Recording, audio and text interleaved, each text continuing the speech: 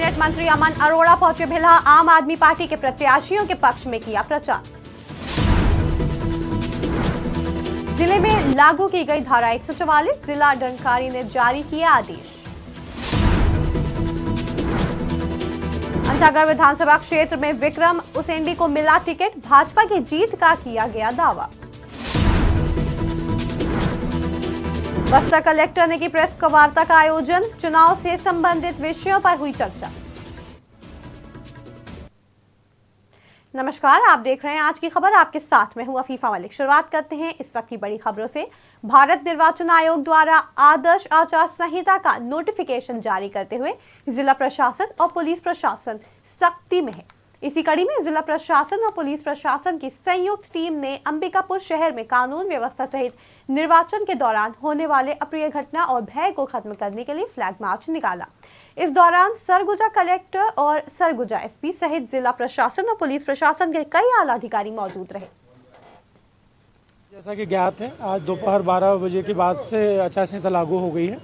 तो आदर्श आचार संहिता के तारतम्य में एक as a confidence building measure के तौर पे एक विश्वास बनाने के लिए पूरी पुलिस की टीम, प्रशासन की टीम, हम सभी लोग एक रूट फ्लैग मार्च कर रहे हैं, जिससे जो अपराधी किस्म के तत्व हैं उनके मन में एक भय पैदा हो, एक मैसेज जाए, और साथ ही साथ जो समाज के संभ्रांत लोग हैं, ऐसे नागरिक हैं जो वोटर्स हैं और जो नए वोटर्स हैं और जो पुराने वोटर्स हैं, उनके मन में विश्वास जागृत हो कि प्रशासन फ्री एंड फेयर इलेक्शन के लिए पूरी तरह से तत्पर है, और साथ ही साथ किसी भी तरह के अपराधी किसी प्रकार से इलेक्शन को प्रभावित ना कर पाएँ, और उनके मन में एक मैसेज चला जाए और एक उनको पॉइंट एक मिल जाए कि यदि वो किसी प्रकार से इलेक्शन की प्रक्रिया को प्रभावित करेंगे, आम नागरिकों को तंग करेंगे, तो उनके विरुद्ध पुलिस एवं प्रशासन जो है सख्त।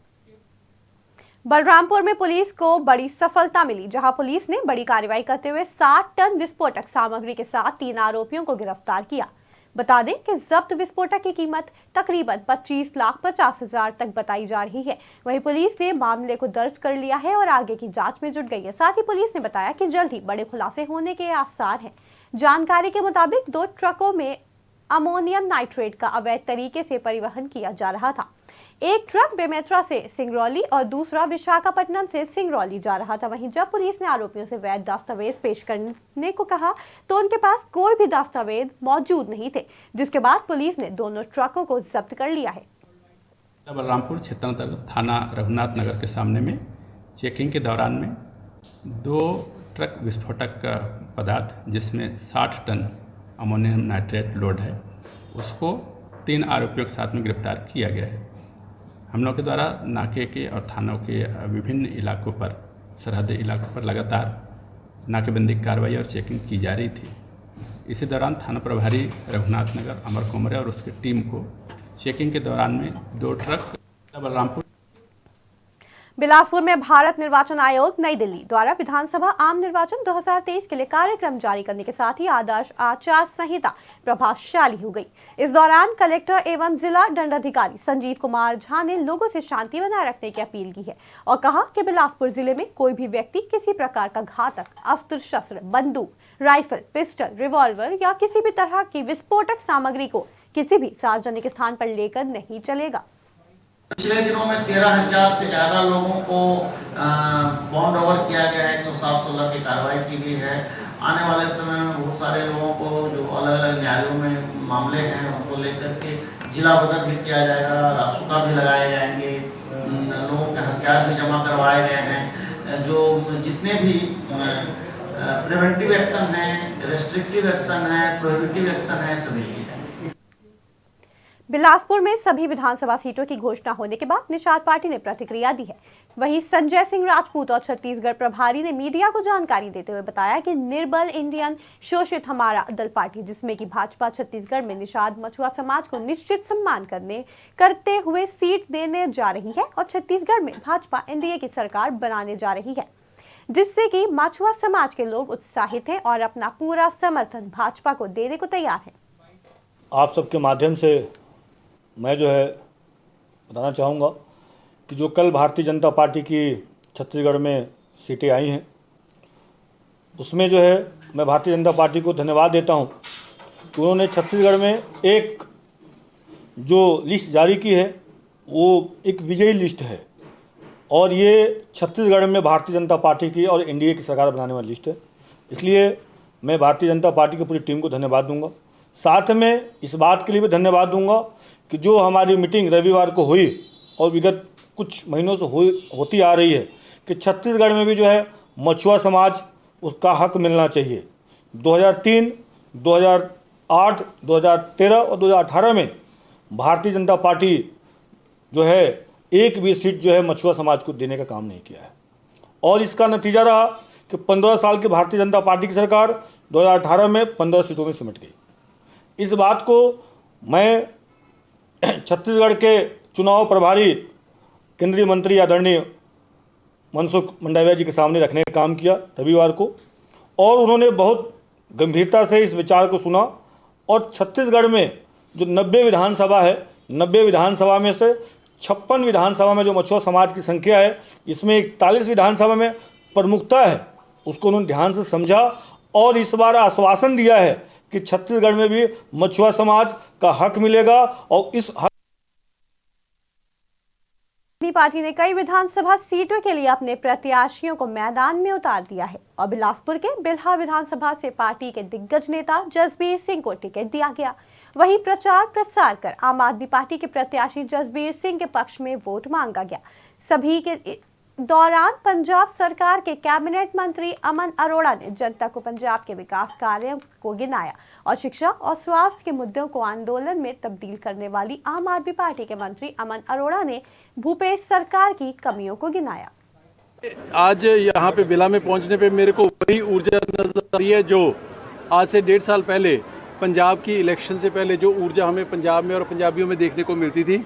जिस तरह का जोश, जिस तरह का प्यार, जिस तरह का सम्मान आज आम आदमी पार्टी को और यहाँ के प्रत्याशी भाई जसबीर जी को मिल रहा है, मैं ये बड़े विश्वास के साथ कह सकता हूँ कि जैसे एक रिकॉर्ड तोड़ जीत हमने 117 में से 92 सीटें जीत के पंजाब में दर्ज की है, वैसी ही अंधेरी यहाँ पे चली हुई है। छत्तीसगढ़ के साथ साथ बिला भी एक रिकॉर्ड तोड़ जीत के साथ आम आदमी। जगदलपुर में बीते शाम 6 बजे के बाद बस्तर कलेक्टर के साथ जिले के लगभग सभी पत्रकारों के समक्ष 2024 के चुनाव से संबंधित विषयों पर चर्चा की गई। उन्होंने बहुत ही सरल और सार्वभौमिक शब्दों से पत्रकारों और प्रशासनिक अधिकारियों के समक्ष अपने विचार रखे। चरणों में चुनाव संपन्न होना है, जिसमें हमारा प्रथम चरण में ही संपन्न होगा। समय सारणी जो है उसको मैं सभी की सुविधा के लिए एक बार रिपीट करना चाहूँगा। अधिसूचना का प्रकाशन, इन्हें नॉमिनेशन लेने का पहला दिनांक जो है 13 अक्टूबर 2023। नामांकन दाखिल करने के लिए अंतिम तिथि 7 दिन तक रहता है, यानी 20 तारीख को नामांकन दाखिल करने का अंतिम तिथि है। नामांकन पत्रों की संवीक्षा 21 अक्टूबर को होगी। नामांकन वापसी की तिथि 23 अक्टूबर। मतदान की तिथि 7 नवंबर 2023। मतगणना की तिथि 3 दिसंबर 2023। पूरा निर्वाचन का काम जो है 5 दिसंबर 2023। भारत निर्वाचन आयोग ने छत्तीसगढ़ राज्य के विधानसभा निर्वाचन के लिए निर्वाचन के कार्यक्रम की घोषणा की और घोषणा के साथ ही पूरे जिले में आदर्श आचार संहिता और धारा 144 लागू की। इस दौरान मुंगेली कलेक्टर और जिला निर्वाचन अधिकारी ने प्रेस वार्ता कर बताया कि जिले में विधानसभा निर्वाचन क्षेत्र लोरमी, मुंगेली और बिल्हा के लिए मतदान 17 नवंबर को संपन्न होगा, जिसके बाद 3 दिसंबर को मतगणना होगी। और जैसे ही अनाउंसमेंट होता है इलेक्शन का, उसके बाद मॉडल कोड ऑफ कंडक्ट प्रभावशील हो जाता है। ज़िले में मॉडल कोड ऑफ कंडक्ट प्रभावशील हो गया है और प्रशासन पूरी तरह से अलर्ट मोड में आ गया है। पूरे प्रशासन के पुलिस के अधिकारी सजग हैं तथा हर तरह की गतिविधियों पर नज़र रखी जा रही है। हमारे द्वारा FST और SST का गठन कर दिया गया है, फ्लाइंग स्क्वाड की टीम्स और स्थैतिक निगरानी दल का भी गठन कर दिया गया है, जो फंक्शनल हो गए हैं। उनके द्वारा वाहनों की भी जाँच की जाएगी तथा जो मुख्य रूप से हमको काम करना है और जिसमें सभी का सहयोग लगेगा वो ये है कि चुनाव आयोग के जो दिशा निर्देश हैं। छत्तीसगढ़ में विधानसभा चुनाव को देखते हुए भाजपा ने दूसरी लिस्ट जारी की है, जिसमें अंतागढ़ विधानसभा चुनाव के लिए प्रत्याशी के नाम की घोषणा हुई।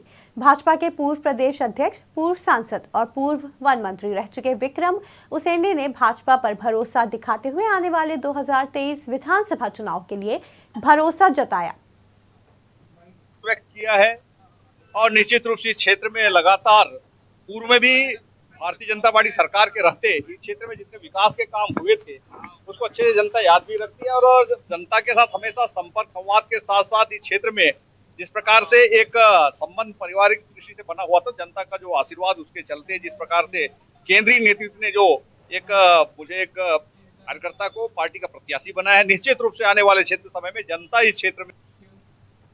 रायपुर के युवा समाज सेवक बसंत अग्रवाल के द्वारा युवा अधिकार परिवर्तन पदयात्रा निकाली गई, जहां ये यात्रा हनुमान मंदिर गुहारियों से शुरू होकर श्याम महादेव घाट में समाप्त की गई। वहीं समाज सेवक बसंत अग्रवाल ने यात्रा का उद्देश्य युवा पीढ़ी को सनातन धर्म के बारे में बताया, जिससे समाज के लोगों में और युवाओं में धर्म के प्रति आस्था बढ़े। साथ ही बसंत अग्रवाल ने अपनी पदयात्रा के माध्यम से प्रदेश में हो रहे लगातार भ्रष्टाचार और अपराध के खिलाफ विरोध भी किया और प्रदेश में परिवर्तन करने की बात कही। खबरों में फिलहाल इतना ही। जुड़े रहें आज की खबर के साथ ताज़ा तरीन खबरों के लिए।